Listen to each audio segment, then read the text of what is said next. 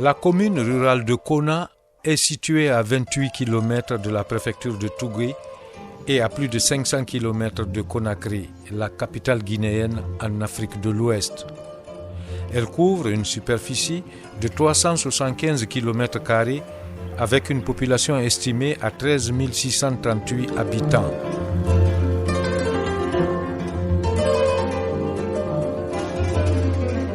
La sous-préfecture de Kona est caractérisée par la richesse de son écosystème et de ses ressources naturelles. On y trouve des forêts-galeries le long des cours d'eau et des forêts communautaires reconnues par le code forestier.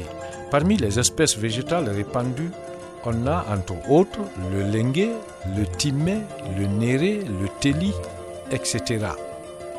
Elle est aussi arrosée par de nombreux cours d'eau dont les principaux sont le lori, le koilawol, le kibitiwol et le tanouol. Cet ensemble est complété par beaucoup de sources et une mare. C'est aussi le cas de petits cours d'eau qui forment l'immense réservoir de diversité biologique à protéger et à préserver pour les générations présentes et futures. Toutefois, ces nombreux cours d'eau, pour la plupart, tarissent en saison sèche à cause de la déforestation, des activités de fabrique de briques et agropastorales qui s'y déroulent. Ce qui n'est pas sans conséquence pour cette population qui tire justement l'essentiel de ses revenus des activités agropastorales. J'ai une plantation et je cultive beaucoup de variétés. Avant, je n'avais pas de problème. Aujourd'hui, il est très difficile de cultiver à toutes les saisons parce qu'il n'y a pas d'eau. Tous nos cours d'eau tarissent presque en saison sèche à cause de la destruction de nos forêts.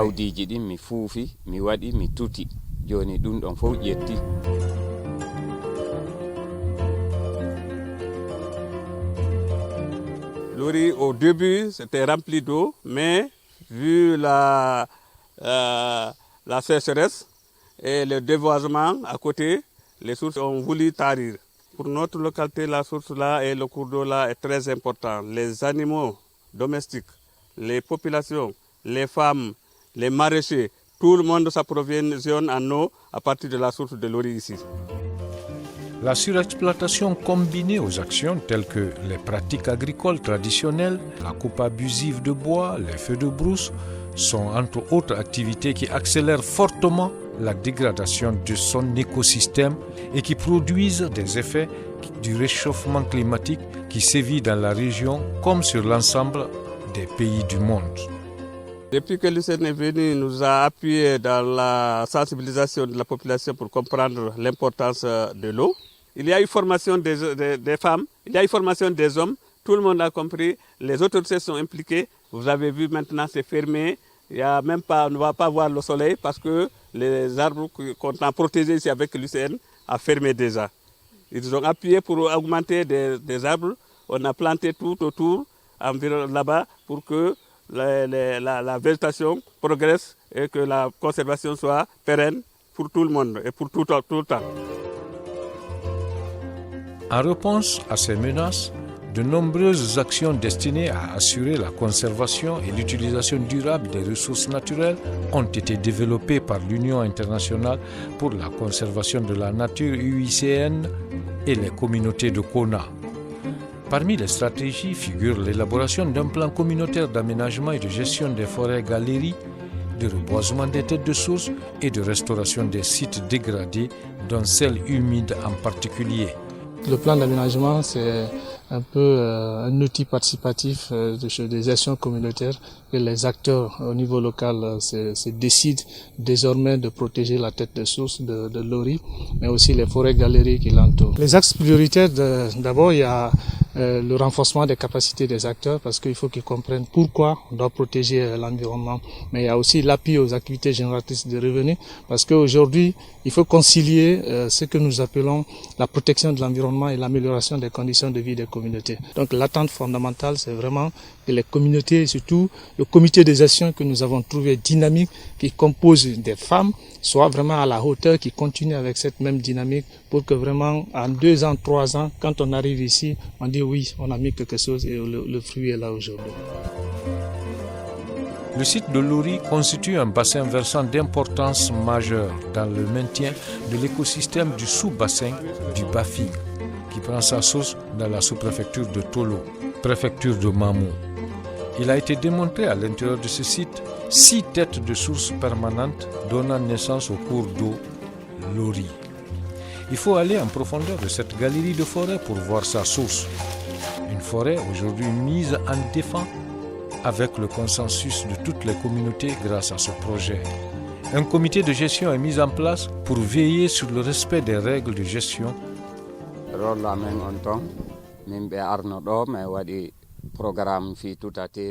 Notre rôle, c'est de descendre régulièrement sur le terrain dans la forêt pour voir si la population respecte notre convention.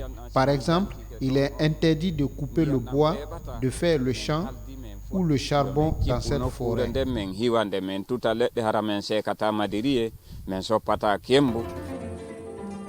Dans cette forêt de 215 hectares, le reboisement et la protection intégrale des têtes de source sont des priorités de l'Union internationale pour la conservation de la nature UICN. Du fait déjà qu'ils ont été initiés dans tout le dispositif et ils ont accompagné le dispositif et ils comprennent les enjeux, nous pensons déjà que nous avons un outil ou des acteurs à la base qui peuvent nous aider dans le cadre du suivi. Mais on fera aussi justement des missions périodiques pour venir comprendre ce qui se passe, mais aussi partager tout ce que nous avons fait avec les autres acteurs qui interviennent dans la zone, notamment le projet Bafim Falémé, le parc qui est là, pour leur dire, voilà, nous sommes tous dans le même paysage, voilà ce que nous avons fait sur le terrain. Et vous aussi, comme vous êtes opérationnel sur le terrain, vous pouvez à un certain niveau faire un peu le suivi des différentes actions. À 5 km d'ici, un périmètre de 4 hectares est aménagé pour renforcer la résilience des communautés au changement climatique. Un forage alimenté par 2 panneaux solaires est construit pour fournir de l'eau et permettre à ces actrices d'arroser leur culture.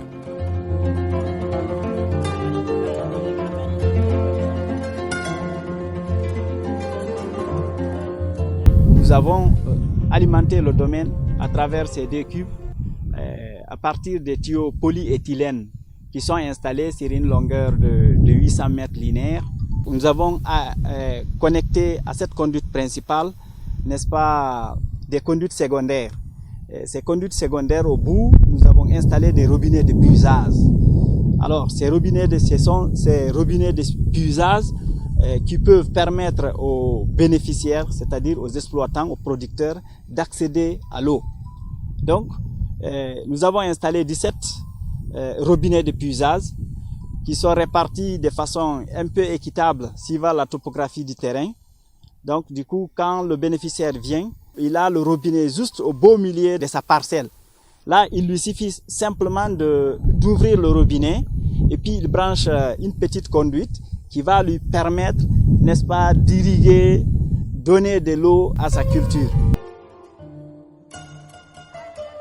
Une trentaine de femmes et d'hommes réunis en groupement exploitent ce périmètre.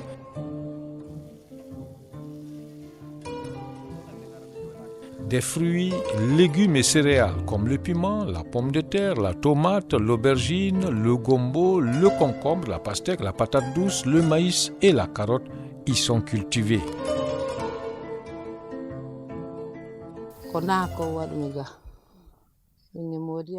Ce jardin appartient à mon mari. Ma co-épouse et moi, chaque matin, on arrose.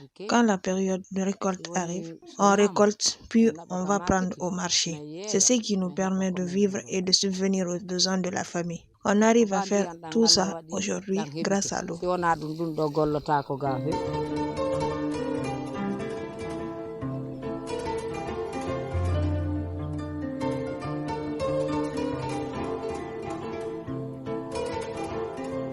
Avant la pompe, on puise de l'eau sur les puits, mais l'eau va partir de l'eau. Grâce à la pompe, on cultive pour tout moment. La saison sèche et la saison de pluie, et on gagne de grandes aubergines. Pour le partenaire d'appui, il s'agit d'atténuer la forte pression sur le cours d'eau, Lori, qui poursuit sa route dans le bas de ce périmètre et renforcer la résilience des communautés qui subissent les effets du réchauffement climatique. On a réalisé cet aménagement dans le but de rendre disponible l'eau à tout temps pour elles, afin de renforcer leur sécurité alimentaire et aussi la production agricole. Toute chose qui va améliorer justement le revenu qu'ils vont tirer. Et si le revenu est amélioré dans le ménage, c'est qu'elles feront face à l'éducation de leurs enfants, mais elles feront face aussi à la santé de leur ménage. Pourquoi pas aussi leur épanouissement de façon globale. Le maraîchage est une véritable source de revenus et d'autonomie financière pour ces femmes. Elles sont présentes dans toutes les chaînes de l'activité.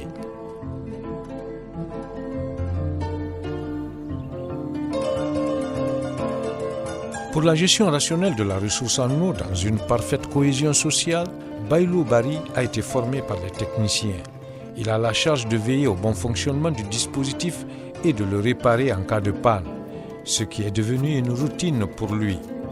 Chaque jour, je viens le matin voir s'il n'y a pas de problème ici et voir s'il y a l'eau dans les cuves. Bon, je prends mes matériels et je vais arroser mon jardin potager. S'il n'y a pas de l'eau, je ouvre pour faire monter de l'eau dans les cuves. Avant de rentrer, je viens, je vérifie s'il n'y a pas de problème, il n'y a aucun problème, je ferme et je quitte.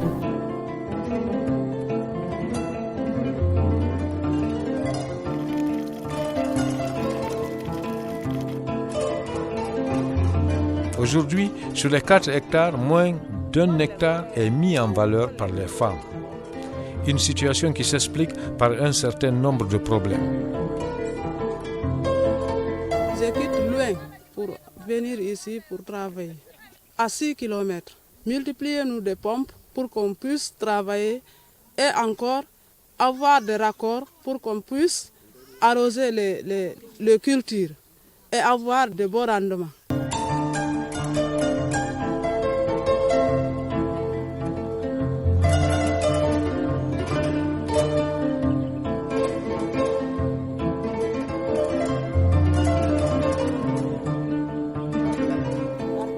Ce qui nous fatigue, c'est les insectes qui détruisent nos récoltes. Aussi, les engrais et les semences coûtent très cher. Aidez-nous pour tout ça. Le périmètre doit aussi être encerclé par les grillages pour éviter que les animaux ne rentrent pour détruire. Aussitôt remontées, des dispositions urgentes ont été prises par le partenaire devant les autorités préfectorales, venues assister à la remise officielle.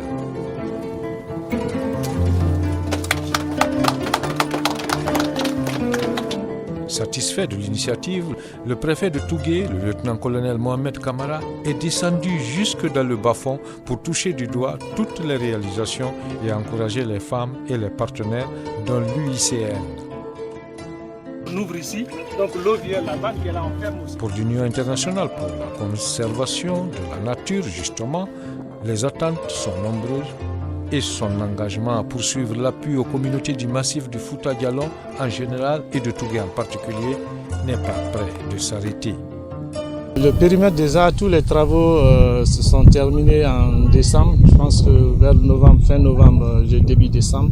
Et aujourd'hui, on vient sur le terrain, déjà on voit des réalisations, c'est encourageant. Parce que si on était venu, on ne voit pas les femmes à l'œuvre, les femmes qui sont opérationnelles sur le terrain, nous on aurait dit que c'est un gâchis. L'objectif pour lequel nous avons initié cette activité, on est en train de voir le résultat sur le terrain avec tout ce que nous voyons ici comme les plans. Et on sent que si les femmes continuent dans cette dynamique, franchement, elles vont pouvoir améliorer.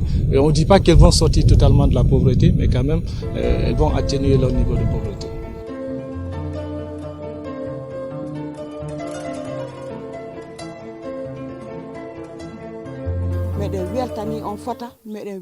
On vous dit merci, merci d'être à nos côtés, merci pour toutes ces initiatives, qu'Allah vous paye.